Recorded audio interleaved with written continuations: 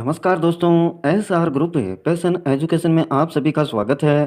तो मित्रों, अपने रीट मेन एग्जाम सिलेबस आधारित टॉपिक जारी हैं और आपने इसमें देख लिया राजस्थान का भौगोलिक स्वरूप, मानसून तंत्र एवं जलवायु। अपवा तंत्र में आपकी झीलें, नदियाँ, बांध, ये तीनों टॉपिक कंप्लीट हो चुके हैं। राजस्थान का भौगोलिक स्वरूप है, मानसून तंत्र एवं जलवायु है। और इन निकट वाला जो पार्ट है मित्रों, इसमें कुछ कोई खास नहीं है ज़्यादा। जैसे आपका बांध दे रखा है, तो बांध का जो छोटा रूप है वो निकट होता है। जैसे किसी बांध में या किसी झील में कोई पानी है, थोड़ा बहुत जितना भी पानी है उसमें, या नदी में है, झीलों में है, तो उस पानी की जो दिशा है उसको मोड़ने के लिए एनीकट का प्रयोग किया जाता है। जैसे ये पानी सीधा जा रहा है इधर की तरफ, तो इस पानी को इधर मोड़ना है तो एनीकट का प्रयोग किया जाता है। और ये बांध का छोटा रूप होता है। खेतों तक पानी को ले जाने के लिए एनीकट का प्रयोग किया जाता है। ये सब चीज़ें इसमें आती हैं एनीकट में। तो ये कोई ज़्यादा इतना बड़ा टॉपिक नहीं है, यही चीज़ें हैं इसमें।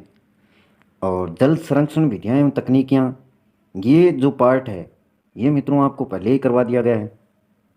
जो झीलें टॉपिक करवाया था आपको अपवा तंत्र में, उसमें झीलों के बाद में ये पूरी संपूर्ण जानकारी है। अगर वीडियो आपने पूरा देखा है तो जल संरक्षण की जितनी भी विधियाँ हैं, तकनीकियाँ हैं, उनको अच्छे से बताया गया है। और इसी में नेक्स्ट है आपका टॉपिक राजस्थान की वन संपदा। यह आज देखने वाले हैं, तो इसको आज कंप्लीट कर लेंगे। तो देखते हैं मित्रों, आज का खास टॉपिक राजस्थान की वन संपदा।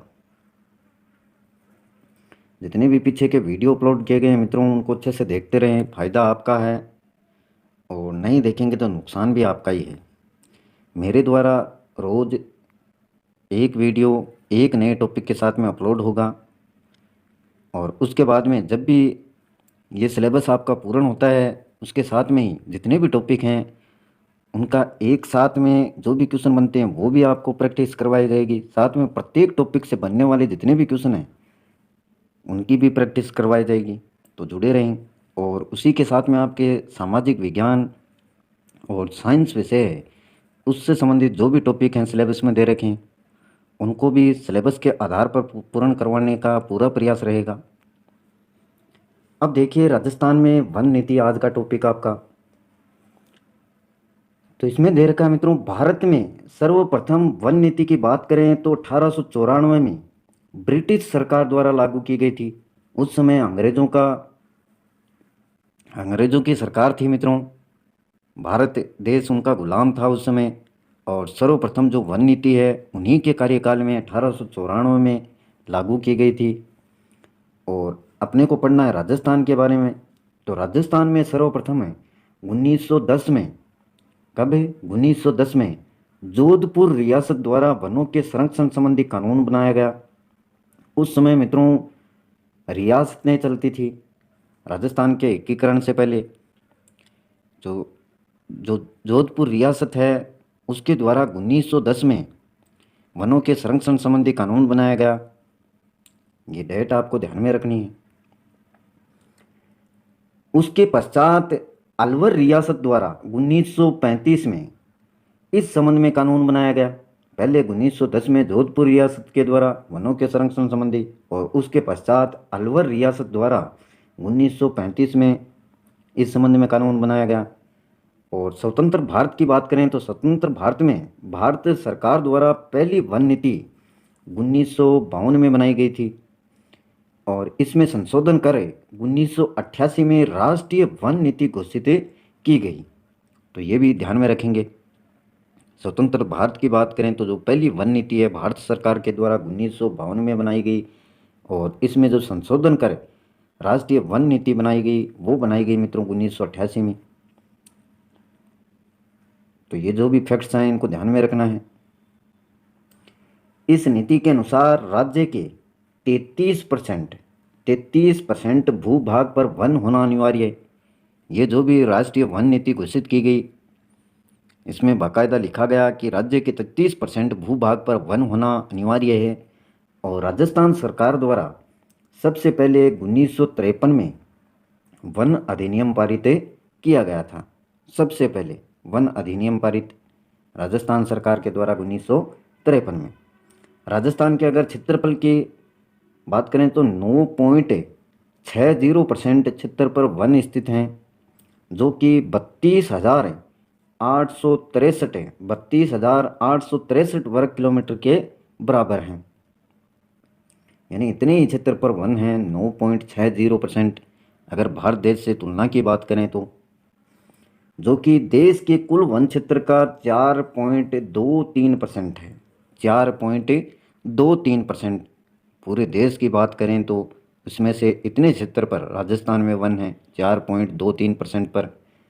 राज्य की प्रथम वन नीति, राज्य की यानी राजस्थान की प्रथम वन नीति 17 फरवरी 2010 को लागू की गई। 17 फरवरी 2010। 4 मार्च 2014 से राजस्थान वन संशोधन अधिनियम 2014 लागू किया गया। 4 मार्च 2014। 17 फरवरी 2010 को ये लागू की गई प्रथम वन नीति। उसके बाद में जब संशोधन किया गया तो ये किया गया मित्रों 4 मार्च 2014 को। राजस्थान का वन क्षेत्र देखिए। राजस्थान का वन क्षेत्र राजस्थान की प्राकृतिक संरचना के कारण है। यहाँ भारत के अन्य राज्यों की तुलना में वनों का विस्तार अपेक्षा करते कम है, यानी कम क्षेत्र में वन हैं अन्य राज्यों की अगर तुलना की जाए राजस्थान से। तो राजस्थान भारत के भौगोलिक क्षेत्र के अनुसार आरक्षित वन क्षेत्र में 15वां स्थान रखता है। जो रिजर्व क्षेत्र हैं, रिजर्व वन क्षेत्र हैं, उनमें भारत है, राजस्थान है वो भारत के भौगोलिक क्षेत्र के अनुसार 15वां स्थान रखता है मित्रों।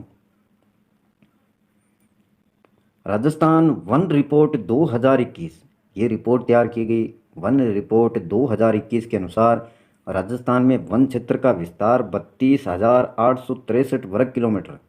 32,863 वर्ग किलोमीटर, यह आंकड़े आपको याद रखने हैं मित्रों, के क्षेत्र में है, जो राज्य के कुल क्षेत्र का 9.60% और भारत के वन क्षेत्र का करीब 4.23% है। ये ऊपर आपने पढ़ लिया है पहले।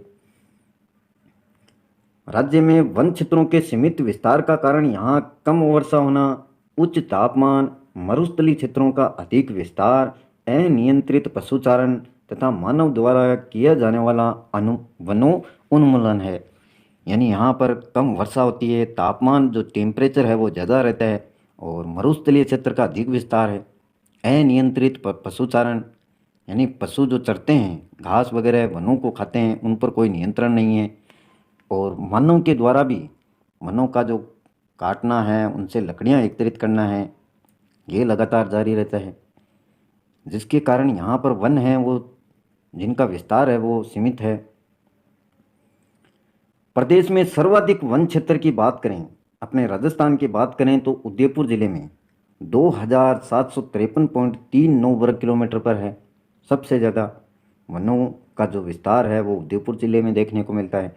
उसके बाद अलवर जिले में, उसके बाद है मित्रों अलवर जिले में, जिसका विस्तार 1195.91 वर्ग किलोमीटर है, या 1195.91 वर्ग किलोमीटर।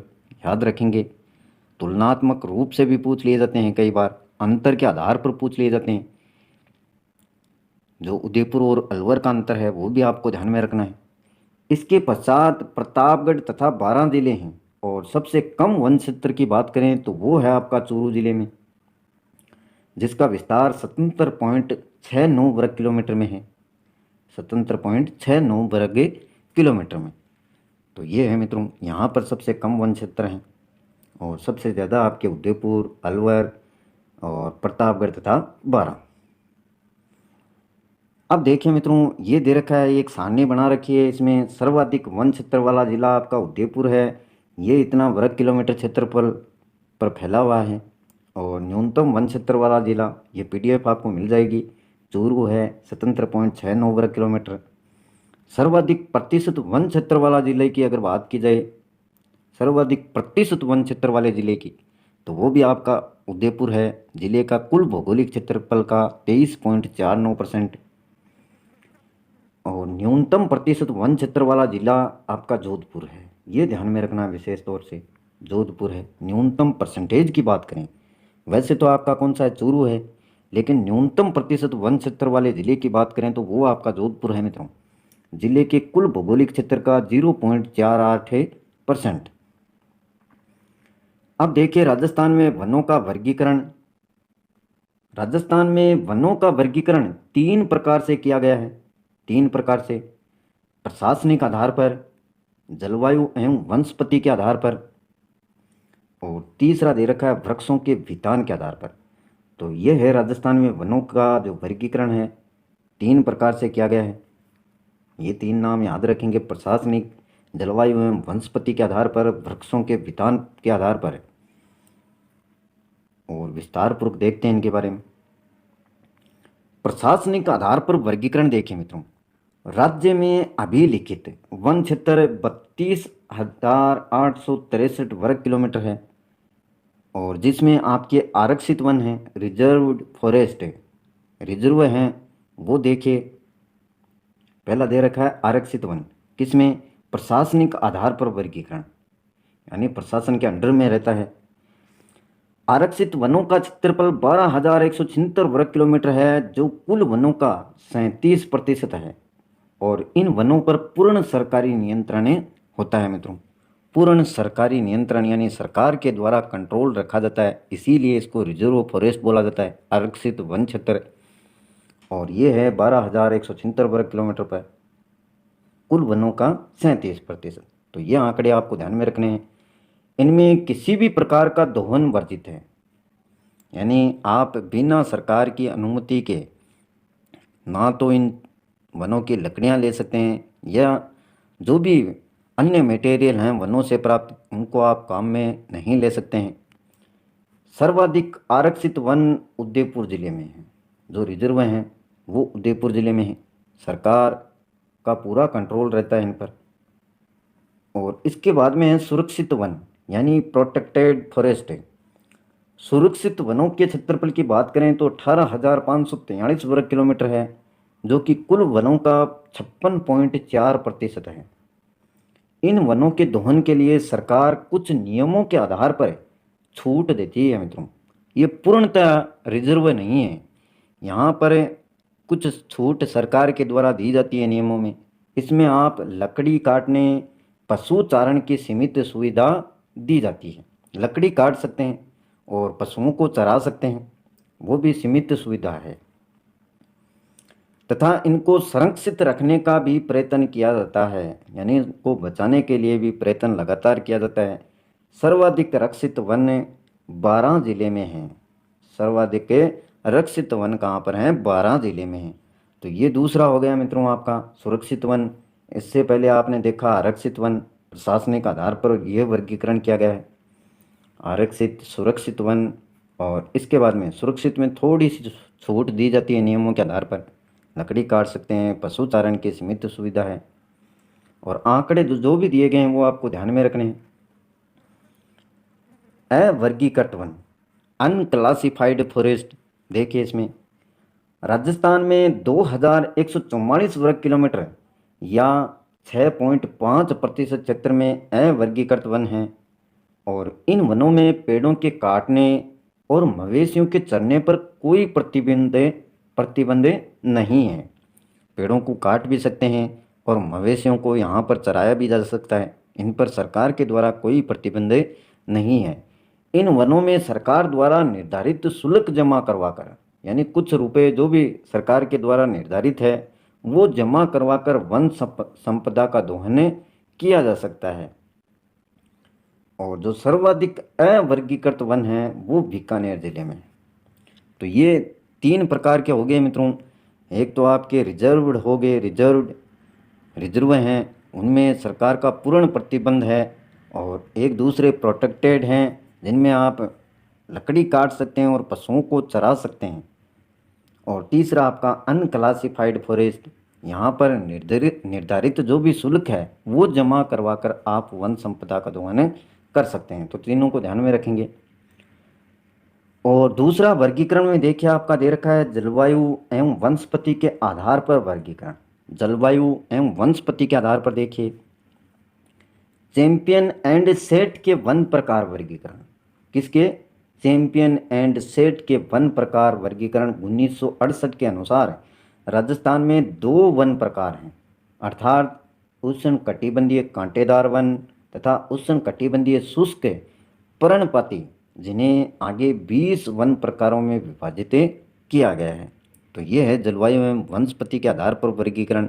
चैंपियन एंड सेट ने इनका वर्गीकरण किया 1968 के अनुसार और दो वन प्रकार बताए, एक उष्णकटिबंधीय कांटेदार वन तथा दूसरा उष्णकटिबंधीय शुष्क पर्णपाती वन, और आगे इनको भी 20 वन प्रकारों में विभाजित किया गया है, वो देखते हैं। तो ये सारणी बनाई गई है मित्रों। इसमें ऊपर की तरफ क्रम संख्या दे रखी है, एक तरफ वन प्रकार हैं, दूसरी तरफ क्षेत्रफल और वन आवरण का कितना परसेंटेज है वो दे रखा है। तो इनको आप अच्छे से, सारणी है उसको पीडीएफ में अच्छे से देख लेंगे, यहाँ पर मैं आपको बता देता हूँ अच्छे से, और जो मुख्य बातें हैं इनमें से वो आपको ध्यान में रखनी है। पहला दे रखा है क्रम संख्या 1, तो इसमें देखिए 5AC1A ये कोड दे रखे हैं मित्रों इनके। तो याद रहते हैं तो बहुत अच्छी बात है, नहीं रहते हैं तो कोई बात नहीं, लेकिन आगे वाले नाम आपको इनके याद रखने हैं। जैसे अत्यंत शुष्क टिक वन, और ये इनका कोड है 5AC1A, और ये क्षेत्रफल है मित्रों 1052.33, और वन आवरण का जो परसेंट है वो है 4.92। इसी प्रकार से दूसरा दे रखा है 5AC शुष्क टिक वन, इसमें 45.03 क्षेत्रफल है, 0.22 अनावरण का जो प्रतिशत है वो है। और ये जितने भी दे रखे हैं इनको आपको ध्यान में रखना है। 5B या C2 उत्तरी शुष्क मिश्रित पर्णपाती वन 8294.34 और 38.78% है। तो ये अच्छे से आप पीडीएफ में देख लेना। पर्णपाती झाड़ी इनका क्षेत्रफल दे रखा है और जो वनावरण का परसेंटेज है वो दे रखा है, नाम दे रखे हैं। इनमें से भी कई बार पूछ लिया जाता है मित्रों, तो आप इनको जो भी 20 प्रकार हैं अच्छे से ध्यान में रखेंगे। पीडीएफ आपको प्रोवाइड कर दी जाएगी टेलीग्राम पर, डिस्क्रिप्शन में इसका लिंक है टेलीग्राम का, तो उसमें पीडीएफ वाले ग्रुप में आप जुड़ जाना। और ये देखिए कुल आवरण है, वन आवरण और झाड़ियाँ दे रखी हैं, ये इतना है और 100% इस प्रकार से किया गया है इसका वर्गीकरण। अब देखिए मित्रों उष्णकटिबंधीय कंटीले वन, उष्णकटिबंधीय कंटीले वन में देखिए इस प्रकार के वन पश्चिमी राजस्थान के शुष्क एवं अर्ध शुष्क प्रदेशों में पाए जाते हैं। तो पश्चिमी राजस्थान के शुष्क एवं अर्ध शुष्क प्रदेश कौन कौन से हैं, कहाँ पर इनकी स्थिति है, विस्तार कहाँ तक है, ये सब कुछ आपको शुरुआती टॉपिकों में अच्छे से बताया गया है। और इस प्रकार के जो वन हैं उष्णकटिबंधीय कंटीले वन, ये पश्चिमी राजस्थान के इन्हीं प्रदेशों में पाए जाते हैं, शुष्क एवं अर्ध शुष्क प्रदेशों में। और ये मुख्यतः देखिए जैसलमेर, आपका बाड़मेर, पाली, बीकानेर, चूरू, नागौर, सीकर, झुंझुनू आदि जिलों में ये वन पाए जाते हैं। तो ये बात याद रखेंगे, आप ध्यान में रखेंगे सभी जिलों के बारे में, कौन कौन से ज़िले हैं जिनमें उष्णकटिबंधीय कंटीले वन पाए जाते हैं। विशेषताएं देखिए क्या क्या विशेषताएं इनकी। इन वनों में कांटेदार वृक्ष एवं झाड़ियाँ प्रमुख होती हैं। अब मित्रों पानी नहीं मिलेगा, शुष्क है, सूखापन है, तो कांटेदार वृक्ष ही उत्पन्न होंगे, झाड़ियाँ ज़्यादा होंगी। इन पेड़ों व झाड़ियों की जड़ें लंबी होती हैं। अब पानी आसानी से नहीं मिलेगा, अगर पानी ऊपर ही मिलता मित्रों तो जड़ें लंबी नहीं होती, आसानी से पानी इनको मिल जाता, लेकिन पानी नहीं मिल रहा है तो इन झाड़ियों की जो जड़ें हैं वो क्या है, गहराई तक जाएंगी, जहाँ पर पानी की उपस्थिति है वहाँ तक पहुँच जाएंगी, इसलिए इनकी जड़ें क्या होती हैं, लंबी होती हैं। तथा पत्तियाँ कंटीली होती हैं। पत्तियाँ क्या होती हैं, कंटीली होती हैं, यानी कांटों का रूप ले लेती हैं। अगर वाष्पोत्सर्जन की क्रिया आसानी से हो पाती है मित्रों, पत्तियाँ आपको पता है वाष्पोत्सर्जन की क्रिया करती हैं, सूर्य के प्रकाश को ग्रहण करती हैं और क्लोरोफिल जो वर्णक पाया जाता है उसको काम में लेती हैं। लेकिन अगर पानी की मात्रा कम है तो ये पत्तियाँ कांटों का रूप ले लेती हैं, और ये सिर्फ अपने राजस्थान में ज़्यादा देखने को मिलता है।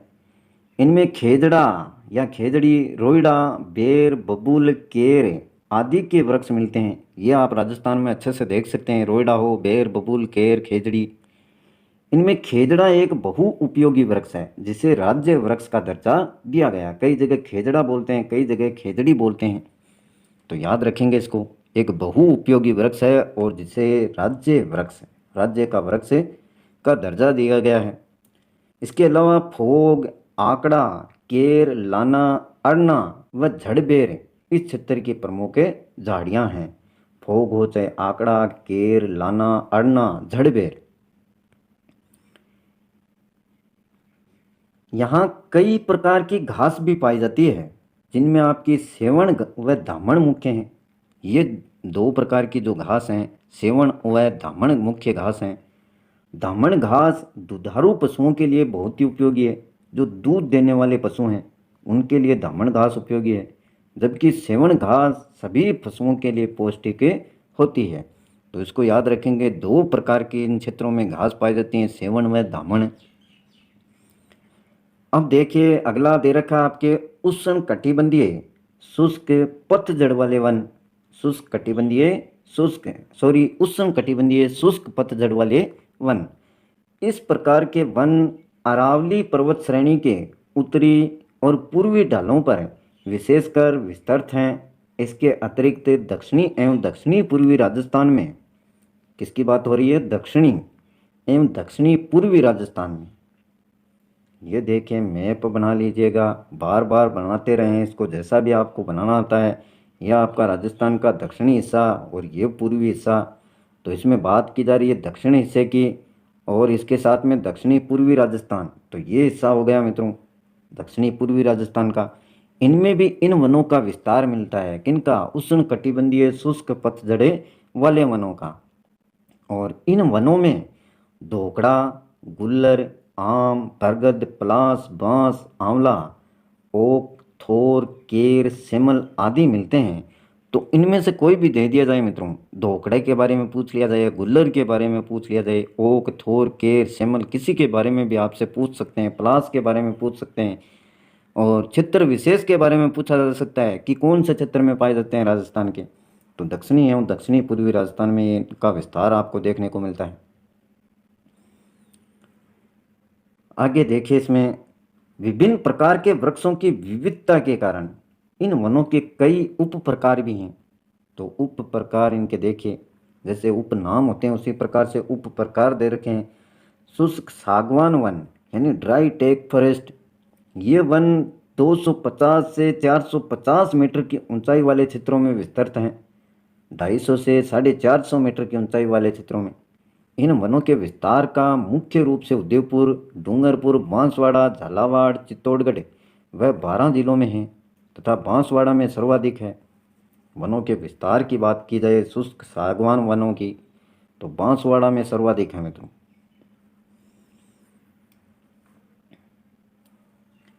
सागवान के अलावा यहाँ तेंदू, दावड़ा, गुर्जन, गोंदल, सीरिस, हल्दू, खेर, सेमल, रीठा, बहेड़ा व इमली के वृक्ष भी पाए जाते हैं। सागवान के अलावा यहाँ पर तेंदू है, दावड़ा, गुर्जन, गोंदल, सीरिस, हल्दू, खेर, सेमल, रीठा, बहेड़ा व इमली के वृक्ष भी पाए जाते हैं। और सागवान अधिक सर्दी व पाला सहन नहीं कर पाता है, ये इसकी विशेषता है मित्रों।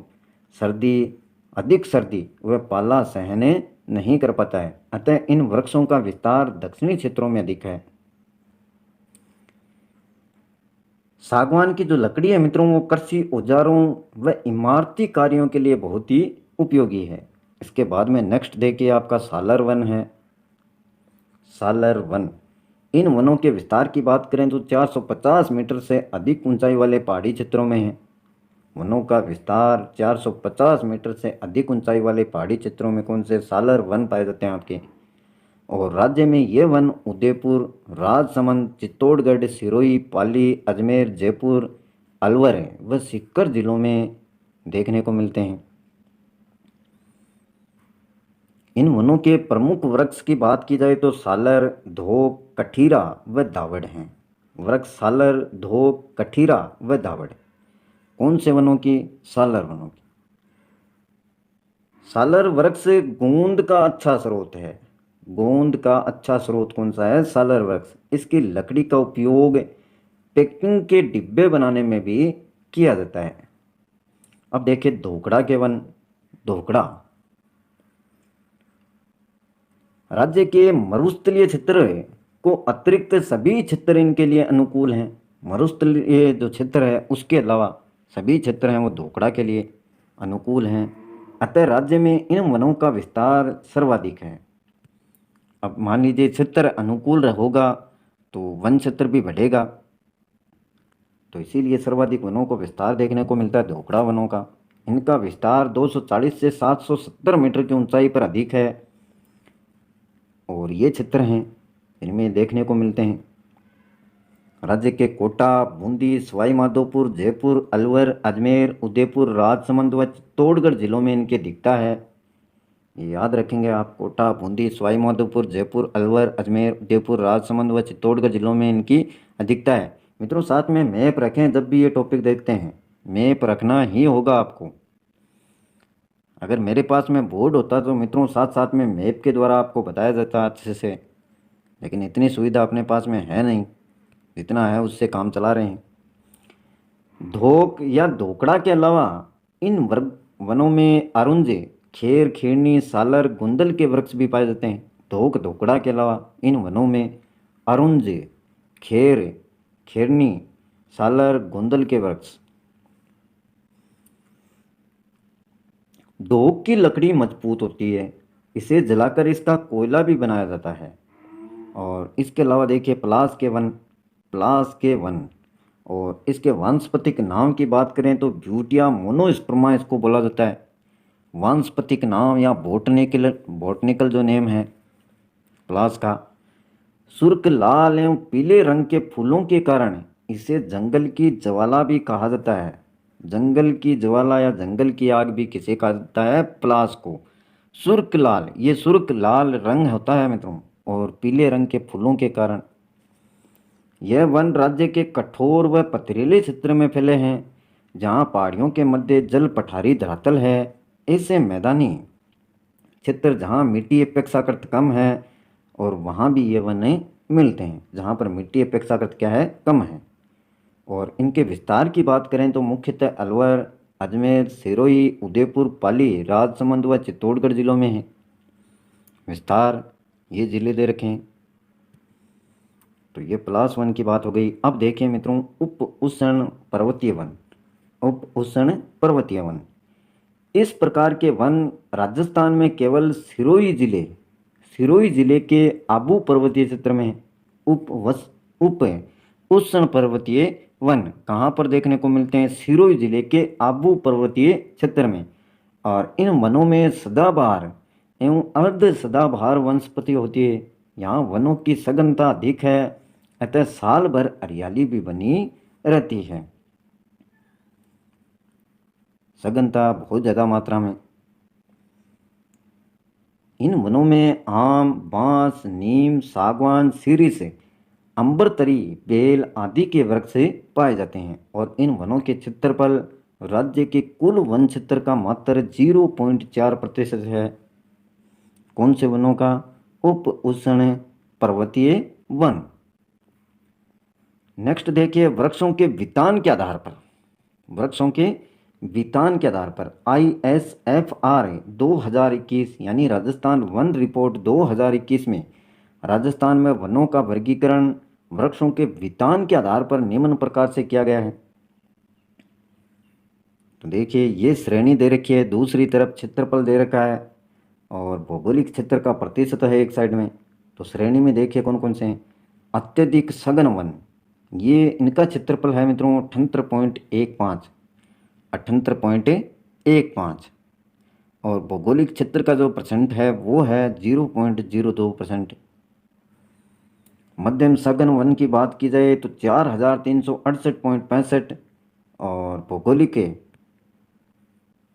जो क्षेत्र का प्रतिशत है वो है आपका 1.28%। खुले वन की बात की जाए तो खुले वन में ये देखिए कितना है 12,208.16। इस प्रकार से दे रखा है, ऊपर नीचे लिख रखा है, इनको PDF में अच्छे से देखना है इनको। 12,208.16 यानी 16।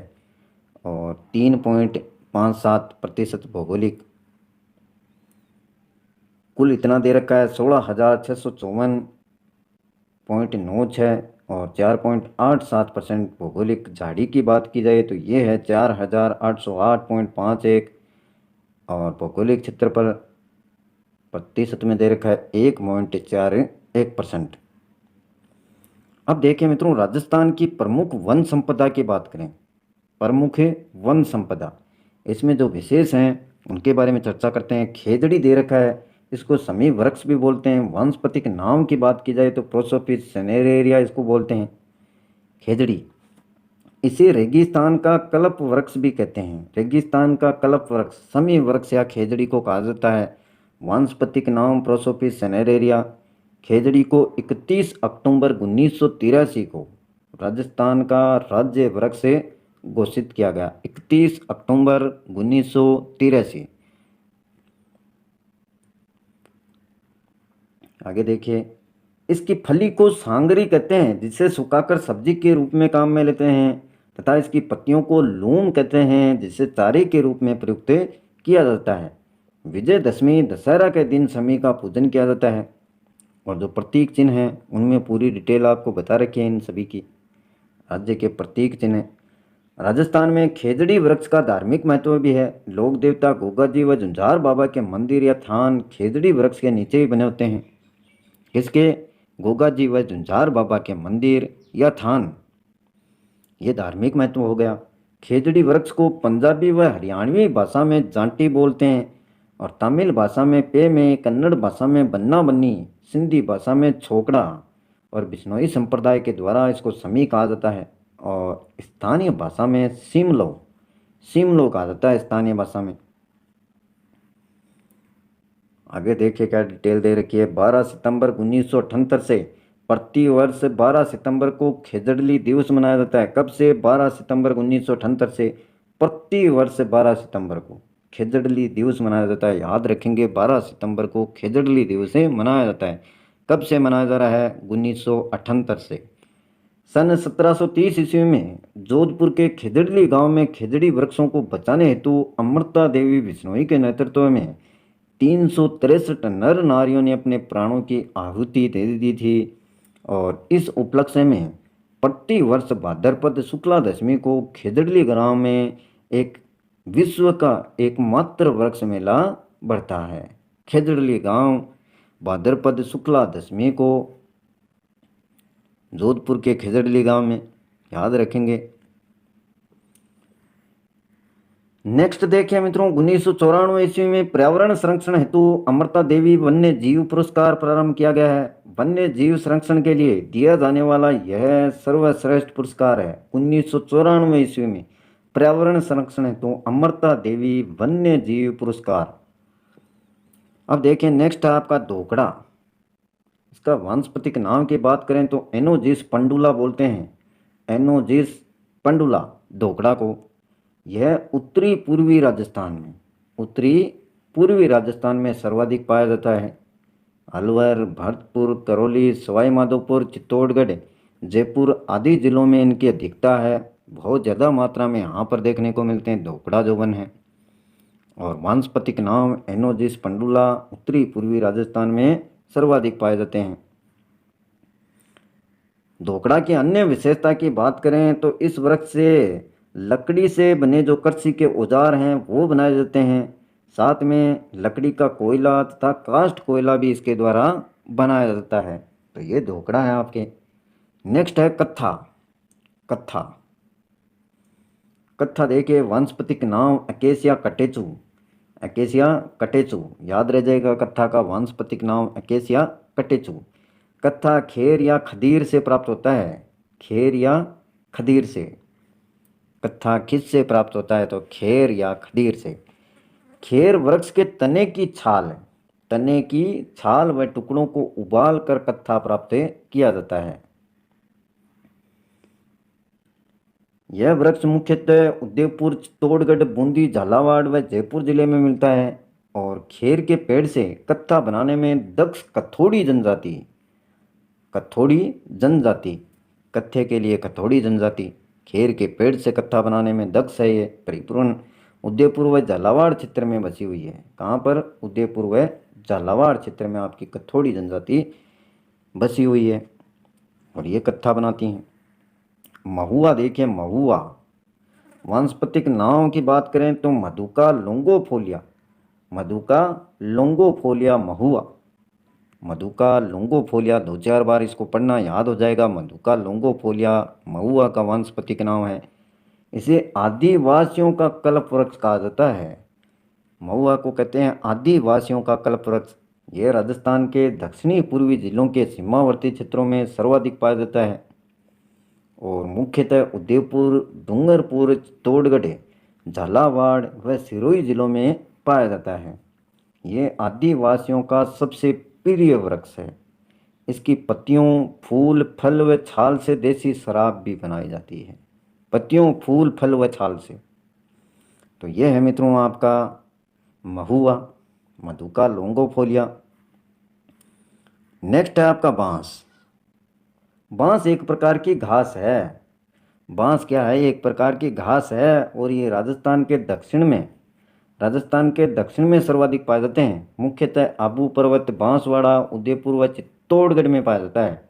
कहाँ पर? आबू पर्वत, बांसवाड़ा, उदयपुर व चित्तौड़गढ़ में और सर्वाधिक दक्षिण भाग में राजस्थान के। इसे आदिवासियों का हरा सोना कहते हैं। आदिवासियों का हरा सोना किसे कहते हैं? बांस को कहते हैं।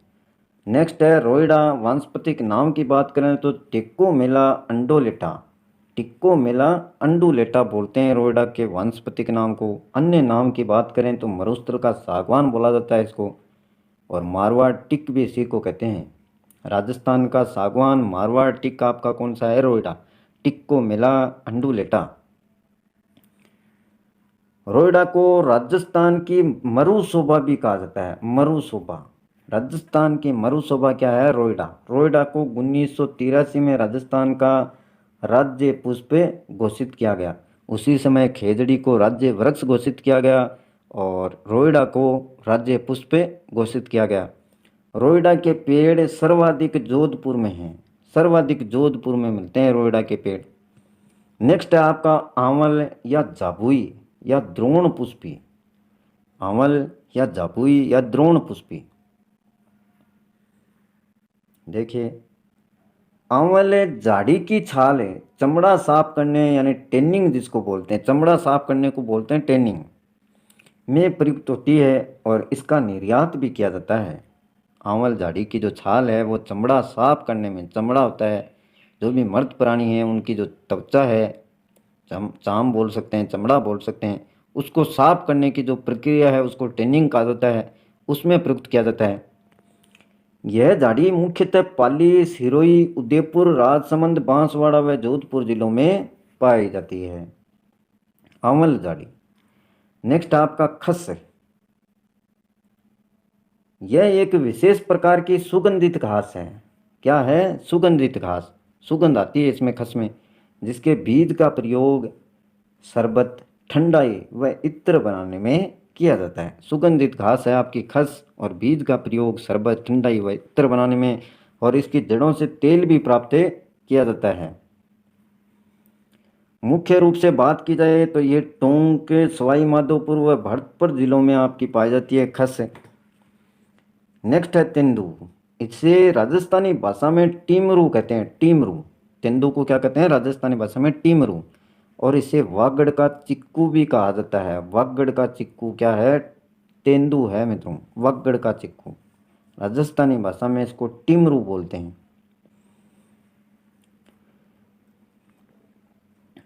तेंदू वृक्ष का 1974 में राष्ट्रीयकरण कर दिया गया था और तेंदू पत्ता का प्रयोग की बात करें तो बीड़ी बनाने में उपयोग में लिया जाता है। इसके पेड़ सर्वाधिक आपके बांसवाड़ा, प्रतापगढ़, उदयपुर, चित्तौड़गढ़, बारां, कोटा व बूंदी में पाए जाते हैं। तो ये तेंदू वृक्ष है। और नेक्स्ट आपका दे रखा चंदन वन। चंदन वन, तो इसमें देखिए राजस्थान में राजसमंद जिले के हल्दी घाटी, खमनोर व देलवाड़ा क्षेत्र के वनों में चंदन के पेड़ों की अधिकता होने से चंदन वन के नाम से जाने जाते हैं। तो ये डिटेल है इसके बारे में। चंदन वन के बारे में, राजसमंद जिले के हल्दी घाटी यानी खमनोर क्षेत्र व देलवाड़ा क्षेत्र के वनों में चंदन के पेड़ों की अधिकता होने से चंदन वन के नाम से इनको जाना जाने लगा है। अन्य वन उत्पाद देखिए मित्रों, मोम है आपका मोम।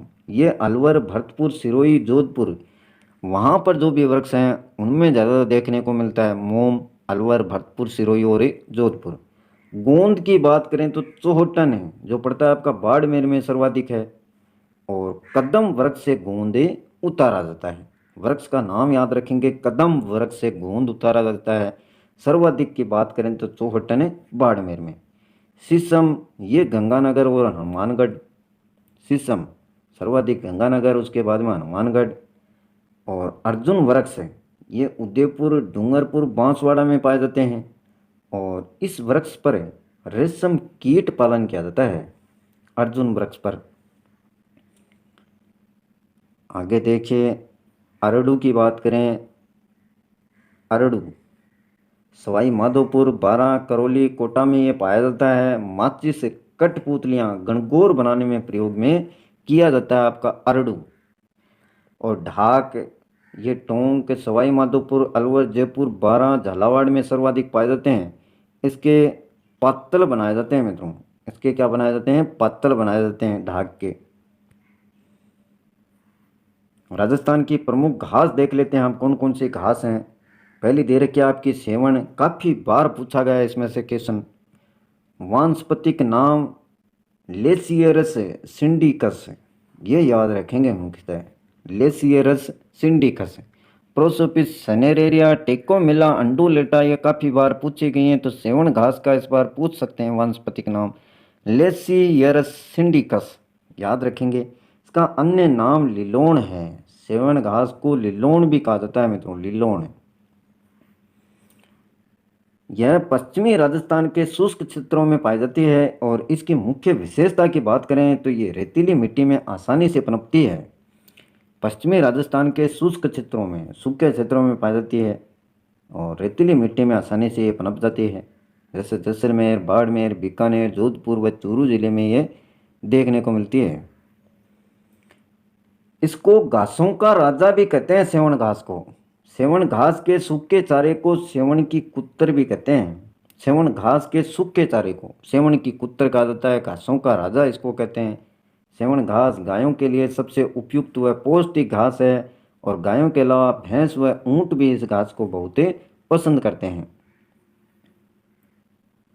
जैसलमेर से पोखरण व मोहनगढ़ तक पाकिस्तानी सीमा के सारे एक चौड़ी भूगर्भीय जल पट्टी यानी जो 60 किलोमीटर है, जिसे लाटी सिरी क्षेत्र कहा जाता है, वहाँ ये घास सर्वाधिक पाई जाती है आपकी। कौन सी? सेवण घास। जैसलमेर से पोखरण व मोहनगढ़ तक पाकिस्तानी सीमा के सारे एक चौड़ी भूगर्भीय जल पट्टी यानी 60 किलोमीटर लंबे क्षेत्र में, जिसे लाठी सिरी क्षेत्र कहा जाता है, और वहाँ पर यह घास सर्वाधिक पाई जाती है। नेक्स्ट आपके अंजन घास। इसका वानस्पतिक नाम है सैनक्रस सिलियरिस। सैनक्रस सिलियरिस। यह शुष्क अर्ध शुष्क क्षेत्रों में पाई जाने वाली रेगिस्तान की एक प्रमुख घास है जो बहुत अधिक सूखा सहन कर सकती है। अंजन घास, वानस्पतिक नाम सभी के याद रखेंगे, किन क्षेत्रों में पाई जाती है ये भी ध्यान में रखना है। अंजन एक बहुवर्षीय घास है, यानी बहुत सारे वर्षों तक ये रहती है। और जो राजस्थान में बीकानेर, जैसलमेर, जोधपुर व बाड़मेर जिलों में पाई जाती है। इस घास को मुख्यतः काटकर पशुओं को खिलाने के काम में लेते हैं, परंतु चराई के लिए भी यह उपयुक्त है। इसके अलावा देखिए गंठिल घास है आपकी। वानस्पतिक नाम की बात करें तो एल्यूसिन फ्लैजिलिफेरा। एल्यूसिन फ्लैजिलिफेरा, याद रखेंगे इसको, 2-3 बार लिखेंगे रफ कॉपी में तब याद होगा। एल्यूसिन फ्लैजिफेरा। सबके जितने भी दे रखे हैं घास वगैरह जो भी हैं, सेवण हैं, वृक्षों के नाम हैं, इनके वानस्पतिक नाम दे रखे हैं, वो एक जगह पर लिखें मित्रों। और उसके बाद में 2-4 बार इनकी प्रैक्टिस करें तब याद होंगे अन्य नाम के। और इनमें से क्वेश्चन पूछा भी जाता है मित्रों, आपको दे देंगे या तो मिलान वाले दे देंगे कि इसका वानस्पतिक नाम क्या है, मिलान कीजिए कौन से का सही नहीं है, कौन सा है सत्य है। तो किसी भी प्रकार क्वेश्चन पूछा जा सकता है। अन्य नाम की बात करें तो गंथिल घास भी इसको बोलते हैं, गंठिल की जगह। यह छोटी और रेंग कर बढ़ने वाली बहुवर्षीय घास है, यानी फैली रहती है इस प्रकार से भूमि पर। यह घास मुख्यतः पश्चिमी राजस्थान के बीकानेर, जैसलमेर, बाड़मेर, सीकर, चूरू, झुंझुनू में जोधपुर में पाई जाती है। और रेगिस्तानी क्षेत्रों में जहाँ दूसरी घासें नहीं उगती हैं वहाँ ये आसानी से उगती है। यह घास ऊँटों व भेड़ों का मुख्य चारा है। तो याद रखेंगे इसको भी, गंठिल घास है ये। इल्यूसिन फ्लैजिलिफेरा गंठिल घास भी बोला जाता है अन्य नाम। छोटी और रेंग कर पड़ने वाली बहुवर्षीय घास है और इन क्षेत्रों में पाई जाती है। ऊँटों व भेड़ों के लिए मुख्य चारा का काम करती है। और नेक्स्ट है आपकी दामन घास। नेक्स्ट है दामन घास, पूछे जाते हैं, सभी इम्पोर्टेंट हैं। राजस्थान में मुख्यतः पश्चिमी राजस्थान में पाई जाती है, पश्चिमी राजस्थान में। और इस घास से उत्तम गुणों वाला व पौष्टिक सूखा चारा प्राप्त होता है। तो ये था मित्रों आज का खास टॉपिक, राजस्थान की वन संपदा की बात करें। अच्छे से समझ में आया होगा। और एक दो बार वीडियो को देखें, उसके बाद में पीडीएफ जो भी प्रोवाइड की जाती है आपको उसको देखें अच्छे से। रफ कॉपी का इस्तेमाल करें, मैप का इस्तेमाल करें, तभी याद हो पाएगा अच्छे से। अकेले मेरे मेहनत करने से कुछ नहीं होगा मित्रों, मेरे बता देने से कुछ नहीं होगा। मेहनत साथ में आपको भी करनी होगी उतनी।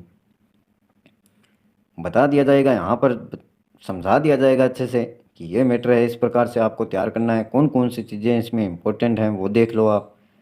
और बाकी तैयार तो प्रैक्टिस आपको ही करनी पड़ेगी। आप मरे बिना स्वर्ग नहीं मिलता मित्रों, इस बात का ध्यान रखना आप। बाकी कई जगह कुछ कुछ बढ़ा चढ़ा कर बता देते हैं, उस प्रकार का हमारे चैनल में कभी ना तो बताया जाएगा और ये श्योरिटी भी नहीं रखी जाएगी कभी कि इसमें से ही पूछा जाएगा। ये जो बताते हैं वो गलत बताते हैं मित्रों। किसी को नहीं पता रहता है, चाहे कोई कितना भी बड़ा टीचर क्यों ना हो, किसी को इस बात का आभास नहीं होता है कि यहाँ से यहाँ तर्क लगाए जाते हैं, सोचा जाता है कुछ कि यहाँ से आ सकता है। लेकिन 100% गारंटी के साथ में कोई नहीं कह सकता है, चाहे कितना ही बड़ा टीचर क्यों ना हो, कि यहाँ से ही क्वेश्चन पूछा गया। जैसे नदी झीलें ये इतने दे रखे हैं, तो अगला नदियों में से 2 क्वेश्चन पूछ सकता है, उसको रोकने वाला कौन है मित्रों? झीलों में से पूछ सकता है, या नदियों व झीलों में से एक भी न पूछे, यहाँ से जो राजस्थान के वन वाले क्षेत्र दे रखे हैं इनमें पूछ ले। तो ये एग्जामिनर पर डिपेंड रहता है मित्रों। बाकी आप सभी समझदार हैं, अच्छे से टॉपिक को देखें, मेहनत करें, साथ में तैयार हो जाएंगे। एग्ज़ाम से पहले जो प्रैक्टिस करवाई जाएगी आपको, उसमें आपका पता चलेगा कि वास्तव में टॉपिकों से फ़ायदा हुआ है। बहुत सारे पेपर आपको अटैम्प्ट करवाए जाएंगे। तो मित्रों वीडियो पसंद आए तो उसको लाइक ज़रूर करें, अपने मित्रों के साथ में शेयर करें, और चैनल को सब्सक्राइब नहीं किया तो प्लीज़ सब्सक्राइब कर लें, जिससे आने वाले प्रत्येक वीडियो के नोटिफिकेशन आपको मिल सकें। आज के लिए बस इतना ही, कल फिर मिलते हैं एक नए टॉपिक के साथ में। तब तक के लिए